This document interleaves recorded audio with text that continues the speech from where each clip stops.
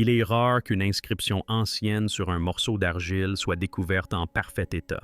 Des scientifiques ont utilisé une puissante intelligence artificielle pour traduire pour la première fois des textes sumériens anciens. Leurs découvertes font sensation. Cachés depuis des millénaires, ces écrits révèlent des secrets susceptibles de bouleverser notre compréhension des civilisations anciennes. Certains passages sont profondément troublants. Rejoignez-nous pour percer le mystère de cette énigme. Les avertissements oubliés des Sumériens. Les Sumériens ne se contentaient pas de raconter des histoires sur leurs dieux, leurs rois ou leurs gloires antiques. Ils laissaient des messages qui semblaient murmurer des avertissements à travers le temps.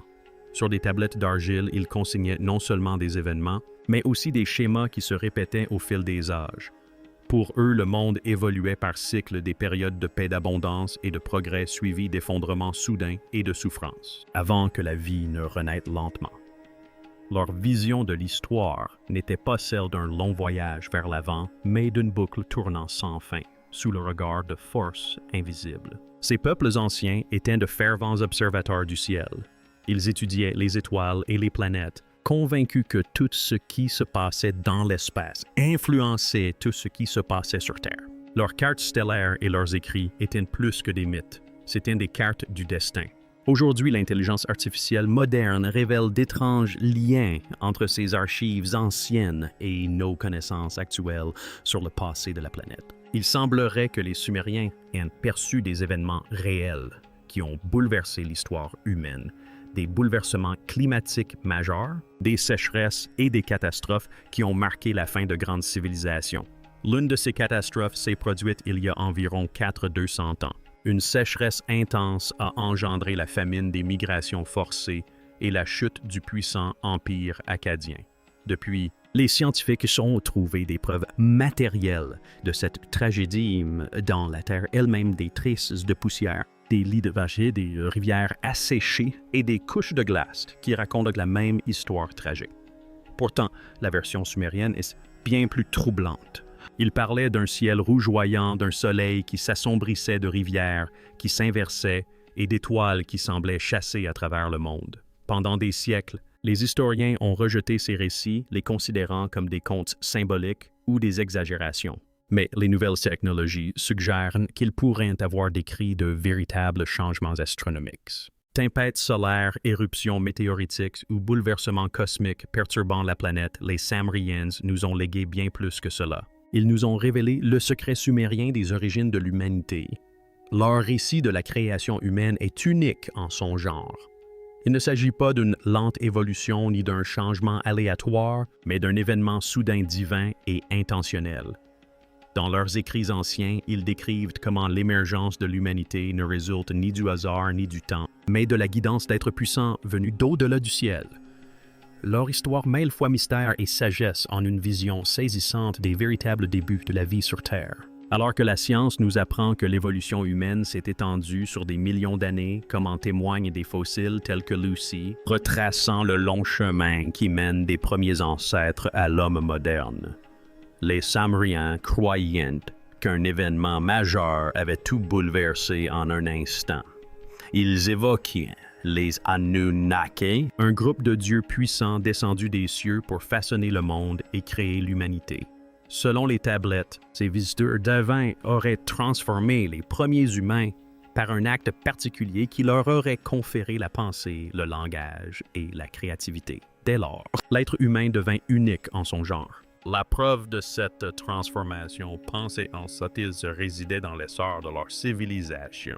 Dans des lieux comme Uruk, Eridu et Ur, les premières cités connurent une croissance fulgurante.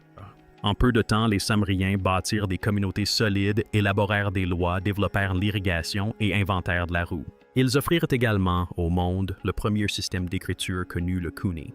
Pour eux, cette explosion soudaine de génie n'était pas le fruit d'un lent progrès, mais d'un enseignement divin. Chaque dieu de leur système de croyance possédait une personnalité, une mission et même des émotions. Ils pouvaient aimer se disputer et commettre des erreurs. À l'instar des humains qu'ils gouvernaient, certains de leurs récits décrivaient comment ces dieux mêlant leur essence à celle des premiers hommes, donnant naissance à une nouvelle humanité dotée d'une intelligence supérieure à celle du monde naturel. Depuis des générations, les experts s'efforcent de comprendre la véritable signification de ces récits pour les Sumerians. Samuel Noah Kramer, un des principaux traducteurs de leurs écrits, pensait qu'il s'agissait de mythes poétiques, d'expressions d'émerveillement d'une imagination plutôt que d'une vérité littérale. D'autres, comme Zecharia Sitchin, proposèrent une interprétation audacieuse. Il suggéra que les Anunnaki n'étaient pas des dieux imaginaires, mais des êtres évolués venus d'une autre planète et ayant partagé leur savoir avec les premiers humains. Face à l'ampleur des réalisations sumériennes, cette idée devient étrangement séduisante. Leurs temples étaient construits avec une précision stupéfiante. Ils maîtrisaient l'astronomie avec une grande exactitude, prédisant les phénomènes célestes bien avant l'invention des outils modernes. Leurs mathématiques étaient complexes et leur art témoignait d'une connaissance approfondie des étoiles et des planètes. Il semble presque incroyable qu'un peuple ayant vécu il y a des milliers d'années ait pu en savoir autant si tôt. La génétique moderne montre que les humains partageaient de l'ADN avec des espèces anciennes comme les Néandertaliens, révélant ainsi que des métissages entre les premiers groupes ont bien eu lieu. À présent, penchons-nous sur les origines de l'humanité. L'aube cachée de la civilisation et si l'histoire des débuts de l'humanité était différente de ce qu'on nous a appris bien avant les cartes, les royaumes et l'histoire écrite d'une culture extraordinaire a vu le jour au Moyen-Orient entre deux fleuves puissants qui coulent encore aujourd'hui le Tigre et l'Euphrate. Sur cette terre fertile de l'actuel Irak, un peuple apparu semblant surgir de nulle part, porteur d'une sagesse en avance sur son temps. Ils se nommaient eux-mêmes le peuple aux têtes noires, mais le monde les connaît aujourd'hui sous un autre nom, les Sumerians. Leur ascension fut sans précédent. Tandis que la plupart des sociétés antiques se développaient lentement, au fil des générations grâce à l'agriculture et au commerce, les Sumériens firent une éruption dans l'histoire avec une rapidité stupéfiante. Les villages devinrent des villes et les villes des royaumes resplendissant sous le soleil du désert. Des lieux comme Eridu, Uruk et Ur n'étaient pas de simples hameaux. Ils étaient le cœur battant de la première véritable civilisation de l'humanité. Et chose surprenante, tout a commencé avec une matière aussi humble que la boue. Les Sumériens ne considéraient pas la boue comme une terre inutile, mais comme la substance même de la création. Ils la façonnaient en briques robustes pour ériger leurs grands temples et leurs maisons. Ils la façonnèrent en bols, jarres et outils qui approvisionnèrent leur marché animé. Mais leur utilisation la plus significative de l'argile fut l'impression de petites marques sur des tablettes humides. De ces empreintes naquit le premier système d'écriture, la forme Cunha. Grâce à elle, ils consignèrent chaque aspect de la vie, registres commerciaux, lois, chants, prières et rêves. Ce fut la première mémoire de l'humanité gravée dans la pierre, une voix qui ne s'éteindrait jamais.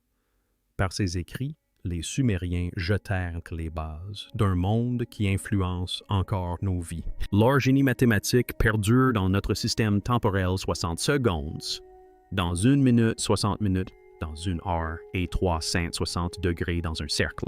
Cette idée, née il y a des milliers d'années, guide encore aujourd'hui toutes les horloges et boussoles que nous utilisons. Ils furent les premiers à ordonner les nombres, le temps et les astres. Au fil des siècles, la découverte de nouvelles tablettes d'argile a permis aux archéologues de comprendre que les Sumériens avaient laissé bien plus que de simples listes de biens, cachés parmi les comptes commerciaux It. Les archives du temple révélaient une profonde compréhension scientifique et spirituelle des notes sur les étoiles, d'étranges pratiques de guérison et des fragments de savoir qui semblaient bien en avance sur leur temps. Il devint évident que les Sumerians n'étaient pas seulement des agriculteurs ou des bâtisseurs. C'étaient des penseurs, des rêveurs et des observateurs du cosmos. Pendant longtemps, comprendre leur message fut presque impossible. Chaque tablette contenait des centaines de symboles et chaque signe pouvait avoir de nombreuses significations. Leur décryptage a nécessité des décennies d'études et des sonars. Seul un petit nombre d'érudits étaient capables de déchiffrer cette langue ancienne. Mais la technologie a tout changé. En Allemagne, des chercheurs ont commencé à utiliser l'intelligence artificielle pour reconstituer des tablettes brisées. Tel un puzzle résolu pour la plus ancienne énigme du monde, le système a appris à reconnaître les motifs, l'écriture et les styles de différentes époques. En 2023, un nouveau type de traducteur était né. En Israël, des scientifiques ont mis au point une intelligence artificielle capable de lire l'acadien ancien, la langue utilisée sur de nombreuses tablettes sumériennes, et de la traduire en anglais quasi instantanément. Ce qui prenait autrefois des années pouvait désormais se faire en quelques heures. La voix des Sumériens se faisait enfin entendre à nouveau. Peu après, de nouvelles découvertes ont émergé. Des archéologues du nord de l'Irak ont mis au jour des tablettes presque intactes datant d'environ 400 ans. Elles étaient si bien conservées que même les marques les plus fines restaient invisibles. Il ne s'agissait pas de simples textes. Elles semblaient avoir été copiées d'originaux beaucoup plus anciens, remontant peut-être aux origines même de la civilisation. Sur un autre site, dans les ruines de l'ancienne Guiarsu, plus de 200 tablettes d'argile complètes ont été découvertes, ainsi que des dizaines de sceaux gravés. Elles avaient été soigneusement conservées dans des récipients protecteurs doublés de bumen humaine, ce qui les a préservées de la poussière et de la pluie pendant des siècles. Avec les progrès technologiques, les experts ont réalisé que les tablettes recelaient des significations cachées qui avaient échappé aux traducteurs précédents. Des programmes d'intelligence artificielle entraînés par des universités européennes ont commencé à révéler des expressions subtiles, des idiomes, des termes techniques qui ont profondément modifié notre compréhension de la vie sumérienne. Les résultats étaient stupéfiants. Ces archives astronomiques énigmatiques, autrefois considérées comme des mythes, se sont révélées être des observations célestes détaillées. Les Sumériens ont ainsi pu suivre la trajectoire des planètes, les mouvements du Soleil et même la lente oscillation de la Terre elle-même, un phénomène aujourd'hui connu sous le nom de procession. D'une manière ou d'une autre, ces peuples anciens avaient cartographié des cycles cosmiques s'étendant sur des dizaines de milliers d'années.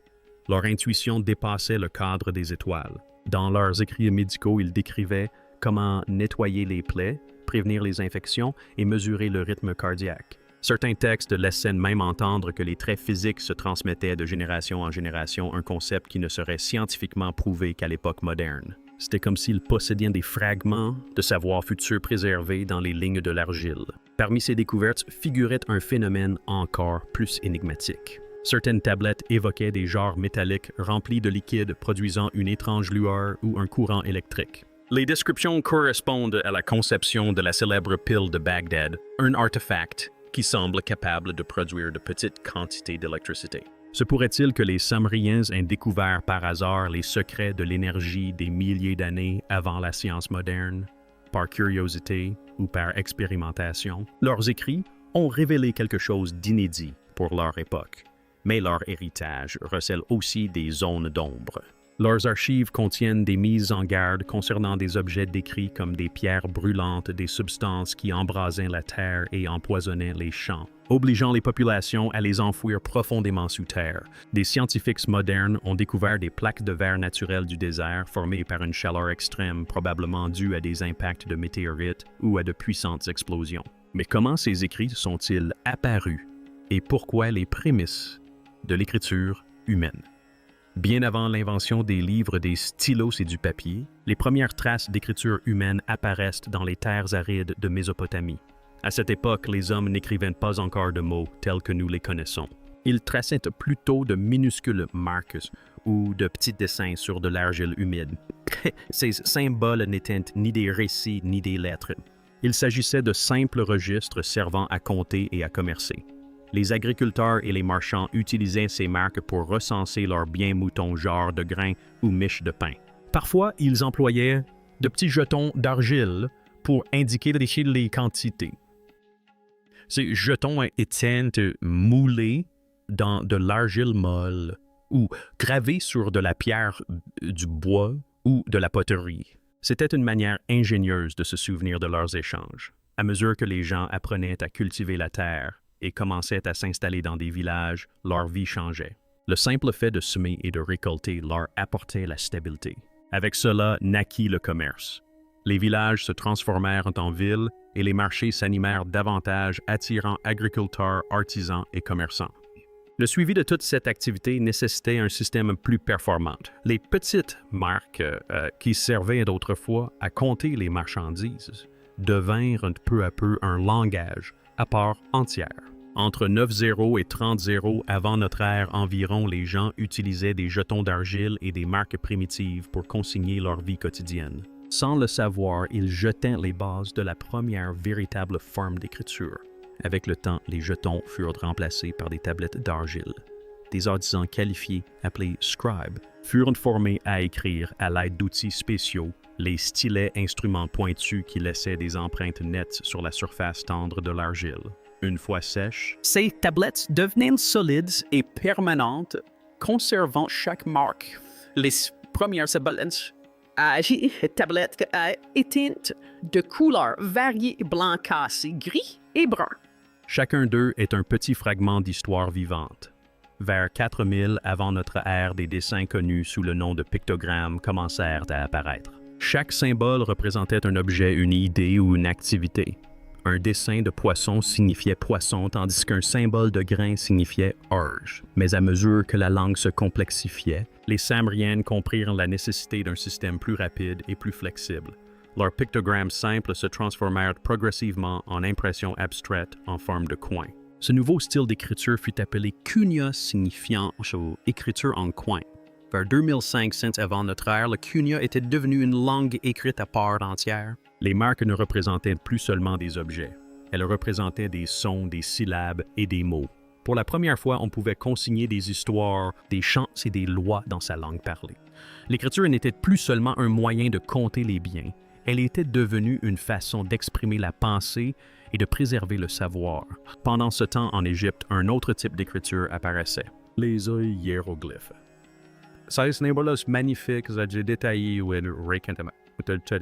ça c'est quand des histoires de rois de Dieu. Oh, mais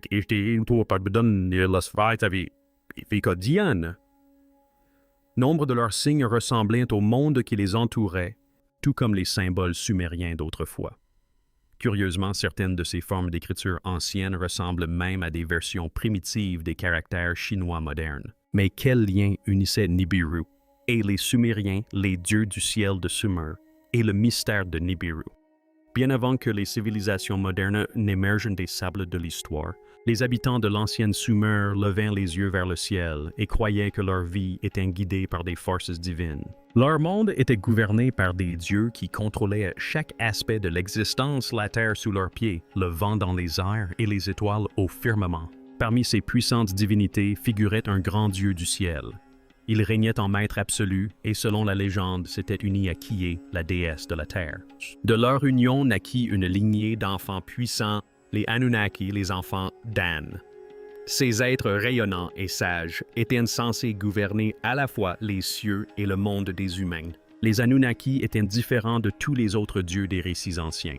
Chacun possédait des forces, des devoirs et des rôles distincts. L'aîné Enlil régnait sur l'air et était réputé avoir façonné l'équilibre même de la création. Avant son avènement, le ciel et la terre étaient unis. Sa naissance apporta la séparation. Le ciel s'éleva pour An, tandis qu'Enlil régnait sur la terre. Cette division instaura l'ordre dans le chaos et permit à la vie de s'épanouir sur les terres. Bien que les Anunnaki apparaissent souvent ensemble dans les récits et les chants sumériens, ils étaient rarement vénérés comme un seul dieu. Chaque dieu avait sa cité sacrée, son temple et ses rituels entretenus par des prêtres et des fidèles dévoués. Aucun grand temple ni aucune sculpture ne représenta jamais la famille divine réunie. Pourtant, leur présence était profondément ressentie dans tous les aspects de la vie sumérienne. Le peuple imaginait les Anunnaki comme majestueux et semblables à des humains, mais d'une grandeur bien supérieure. Ils étaient grands, gracieux et rayonnaient d'une lumière divine. Ils portaient des robes lumineuses et fluides et des couronnes à cornes. Le nombre de leurs cornes témoignait de leur puissance. Autour d'eux rayonnait une lumière sacrée appelée Milam, une aura si éclatante que quiconque la voyait tremblait d'admiration. Les Samriens croyaient qu'un simple aperçu de cette sainte radiance pouvait emplir un mortel d'émerveillement et de crainte. Bien que les dieux résidassent dans le ciel, on pensait qu'ils marchaient aussi parmi les humains, leur essence était présente dans leur statut que les prêtres traitaient comme des êtres vivants. Ces images étaient lavées, vêtues et nourries quotidiennement. Les temples étaient construits comme leurs demeures terrestres, emplis d'encens de musique et d'offrandes. Lors des grandes fêtes, ces statues étaient promenées en procession dans les rues de la ville, tandis que le peuple chantait des louanges et dansait pour célébrer l'événement. Les Sémriens croyaient que ces actes de dévotion maintenaient un lien fort entre le ciel et la terre. Dans leurs récits, les Anunnaki se réunissaient en grand conseil céleste à l'instar des rois humains qui gouvernaient leur cité. Ils discutaient du destin des nations, du cours des fleuves et de l'équilibre même de la création. Même au sein du divin, il existait une structure des devoirs et une hiérarchie, reflet de la conception que les Sémriens avaient de leur société. Certains écrits anciens suggéraient que ces dieux n'étaient peut-être pas de simples symboles de la nature, mais des êtres réels, venus d'au-delà du ciel. Les tablettes évoquaient un monde lointain nommé Nibiru, un royaume céleste d'où les Anunnaki seraient descendus sur Terre. Leur arrivée, selon les écrits sumériens, remonte à des centaines de milliers d'années. Le terme Anunnaki désignait ceux qui étaient venus du ciel sur la terre. Anu était leur chef suprême, tandis qu'Enlil régnait sur l'air et la terre. Et Kenki, dieu de l'eau et de la sagesse, guidait et instruisait l'humanité. Des milliers d'années plus tard, cette histoire a connu un regain d'intérêt grâce aux écrits de Zechariah Sitchin, qui a publié son ouvrage La 12 et planètes en 1976. Il a réinterprété les textes sémriens proposant que Nibiru n'était pas un lieu mythique, mais une planète réelle orbitant autour du Soleil sur une longue trajectoire elliptique et revenant près de la Terre tous les 300-600 ans. Selon sa théorie, les habitants de Nibiru, les Anunnaki seraient venus sur Terre à la recherche d'or pour réparer leur atmosphère endommagée. Ce métal, affirmait-il, pouvait être réduit en fines particules pour réfléchir la lumière du Soleil et protéger leur monde de la destruction. L'or a toujours été un symbole de beauté et de richesse, mais il possède également des propriétés remarquables.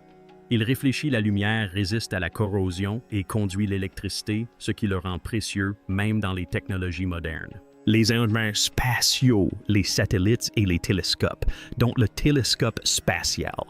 James Webb utilise des revêtements en or pour gérer la chaleur et la lumière. Il y a des milliers d'années, les Sumériens considéraient l'or comme sacré. La fouille métisse, menée par l'archéologue Leonard Woolley, dans les tombeaux royaux d'Ur dans les délires de 1920 ont mis au jour des couronnes, des bijoux et des ornements en or, témoignant de l'importance que les Sumériens accordaient à ce métal précieux.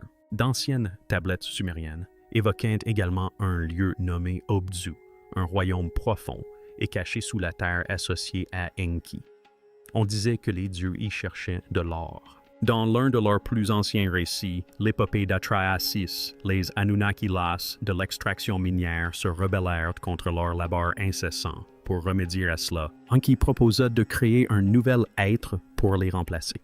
Il mêla l'essence divine à l'argile de la terre et façonna les premiers humains connus sous le nom de Lulu. Ces êtres furent créés pour servir les dieux accomplissant les tâches qu'ils ne souhaitaient plus réaliser. Ce récit présente une ressemblance frappante avec les mythes de la création postérieure et fait même écho à des idées proches des débats modernes sur la finalité biologique. Certains historiens pensent que ces récits anciens étaient des tentatives d'expliquer les mystères de l'existence, tandis que certains suggèrent qu'il pourrait s'agir de souvenirs de rencontres réelles transmis de génération en génération. Les descriptions de cités comme Aridu et du monde souterrain d'Abzu continuent de susciter la curiosité des chercheurs et des archéologues. Ces dernières années, l'éventualité d'une planète invisible au-delà de Neptune a ravivé l'intérêt pour les anciennes légendes sémriennes. En 2016, des scientifiques du Caltech ont annoncé avoir découvert des preuves de l'existence d'une grande planète cachée dans le système solaire externe, peut-être 10 fois plus grande que la Terre.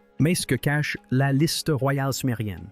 Poursuivez votre lecture pour en savoir plus, le mystère de la liste royale sumérienne. Parmi les nombreux trésors de l'ancienne Mésopotamie, la liste royale sumérienne, une tablette antique recensant les noms des souverains et la durée de leur règne, est l'un des plus énigmatiques. Pourtant, il ne s'agit pas d'un registre royal ordinaire. La liste commence par des souverains dont les règnes dépassent l'entendement. Le premier roi Alulim aurait régné pendant plus de 28 ans, tandis que son successeur Dumuzid aurait régné pendant 36 ans. Des rois plus tardifs auraient même régné pendant des centaines d'années. Ces durées de vie semblent impossibles, ce qui amène les historiens à s'interroger sur la véritable signification de ces chiffres pour les Sumériens.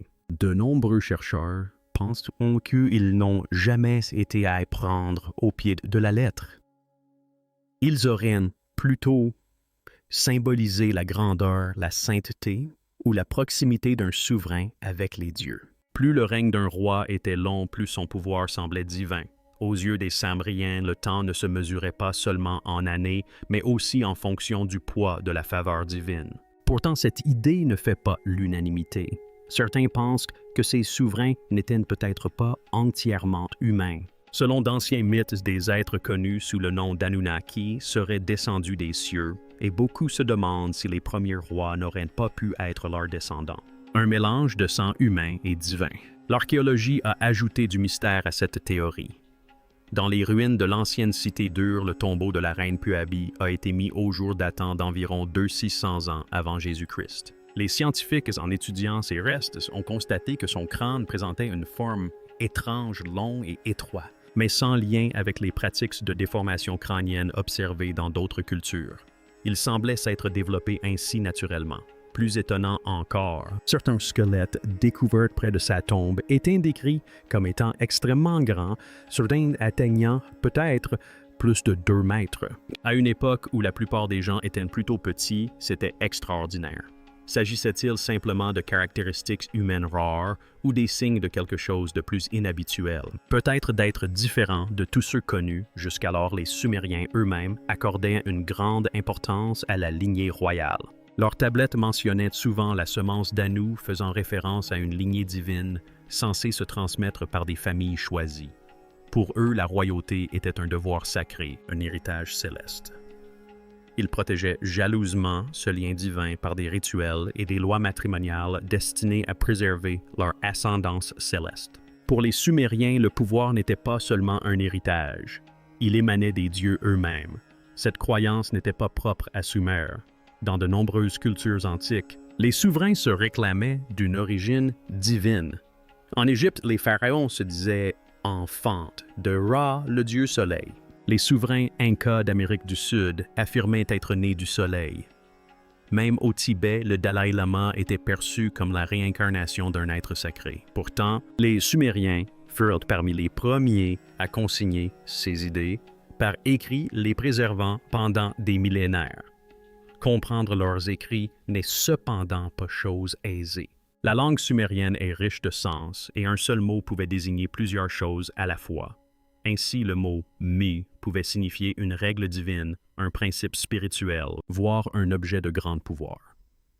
Cette polysémie a alimenté d'innombrables débats sur l'interprétation de leurs textes. À l'époque moderne, certains auteurs ont avancé des théories audacieuses.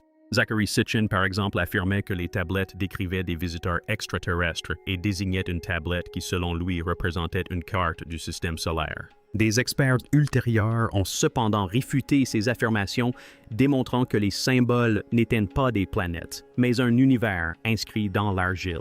Bien avant l'avènement des religions modernes et des puissants empires, les Sumériens avaient bâti un univers divin où les dieux régnaient sur chaque aspect de l'existence. Si les Anunnaki sont les plus célèbres, ils ne représentaient qu'une infime partie d'une vaste famille céleste.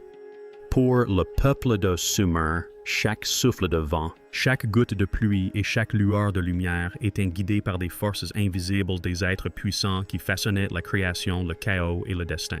Au cœur de cet ordre spirituel se tenait Enlil, dieu de l'air et de l'autorité. Sa puissance était, disait-on, si immense que même les autres dieux le craignaient depuis son majestueux temple d'Eker dans la cité sacrée de Nippur.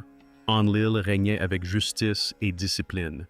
Il n'était pas seulement le dieu des cieux, mais aussi celui qui séparait le ciel de la terre, créant ainsi l'espace où la vie pouvait s'épanouir. Son souffle insufflait les vents, rythmait le temps et liait toute vie à l'ordre divin. Tandis qu'Enlil incarnait la structure et le contrôle, son frère Enki représentait la créativité et la curiosité. Enki, dieu de l'eau et de la sagesse, était à la fois un maître et un farceur. Il usait de son intelligence pour résoudre les problèmes que les dieux ne pouvaient résoudre et était réputé pour façonner le destin de l'humanité par le savoir. Les fleuves et les océans portaient sa voix murmurant la sagesse aux hommes. Il leur offrit la pensée, la créativité et l'habileté dont il les distinguait des bêtes. À ses côtés se tenait sa sœur Gatumdu, déesse de la guérison et du renouveau. Bien que moins célèbre, elle était profondément aimée des familles et des mères qui la priaient pour obtenir sa protection lors des accouchements et des maladies. Elle symbolisait la compassion et la force qui redonne vie. Parmi elles figurait Inanna, la déesse rayonnante de l'amour, de la guerre et du pouvoir. Elle incarnait la contradiction, douce et farouche, belle et indomptable. Son symbole, l'étoile à 8 branches, reflétait son ardeur et son ambition. Dans son récit le plus célèbre, elle osa descendre aux enfers pour s'emparer du trône de sa sœur, affrontant la mort elle-même avant de renaître. Sa résurrection devint un symbole du cycle éternel de la vie, reflétant les saisons et le passage des ténèbres à la lumière. Les Sumériens vénéraient également Utu, dieu du soleil, qui apportait lumière et justice au monde. Son voyage flamboyant à travers le ciel révélait la vérité et démasquait le mensonge. Chaque jour, sa lumière rétablissait l'ordre parmi les hommes. Sa sœur Nanna, déesse de la lune, régnait sur la nuit avec sérénité. Sa douce lueur guidait les voyageurs et marquait le passage du temps. Parmi ses plus ferventes disciples figurait Enheduanna, la première femme écrivaine connue de l'histoire, grande prêtresse de Nanna. Enheduanna composa des hymnes qui marquèrent la littérature primitive et affirmèrent que la voix des femmes recelait un pouvoir divin. Cachée au cœur de ces récits sacrés se trouvait Ninmah, déesse de la création et de la sagesse. Souvent représentée comme une scribe ou une gardienne du savoir divin, elle protégeait les secrets inscrits sur des tablettes célestes. Elle participa à la naissance de l'humanité et guérit le corps et l'esprit. Bien que son nom se soit estompé, au fil des siècles, son influence perdure dans les récits d'harmonie, de connaissance et de renouveau. Par-dessus tout, An et Ki, le Père des cieux et la Mère de la terre, étaient incarnés par Dieu. De leur union naquit Enlil et les générations de divinités qui régissaient l'existence. Ensemble, ils symbolisaient l'harmonie, le lien sacré entre le ciel et la terre, le paradis et la vie. À travers eux, les Sumériens percevaient l'univers comme une immense famille unie par un ordre éternel. Parmi leurs nombreux mythes, un récit brillait d'un éclat particulier, la légende d'Anzu, l'oiseau divin qui déroba les tablettes du destin à Enlil. Ces tablettes sacrées conféraient le pouvoir sur l'univers. Et lorsqu'elles furent dérobées, le chaos se répandit sur la création. Seul un dieu courageux, souvent nommé Ninurta ou Marduk, pouvait les restituer. Leur combat devint l'une des premières épopées héroïques, une lutte intemporelle entre l'ordre et la rébellion. Au fil des siècles, le panthéon sumérien s'enrichit de centaines de dieux, régnant sur les étoiles, les fleuves et les cités. Les scribes babyloniens ont ensuite relaté ces récits dans l'Enuma Elish, leur épopée de la création nommant plus de 300 divinités. Nombre de leurs noms demeurent gravés sur d'anciennes tablettes d'argile, certaines brisées et incomplètes, attendant d'être déchiffrées. Archéologues et linguistes s'attachent encore à reconstituer ces fragments de divinités perdus écrits en Cunea, la plus ancienne écriture connue. Chaque tablette révèle un aperçu de la vision sumérienne de la vie des dieux et du lien invisible qui les unissait. Leur langue, mélange d'influences sumériennes, adiennes et babyloniennes, véhiculait des significations bien plus profondes que les mots eux-mêmes. Si cette vidéo vous a plu, n'hésitez pas à la liker, à vous abonner et à cliquer sur la vidéo suivante.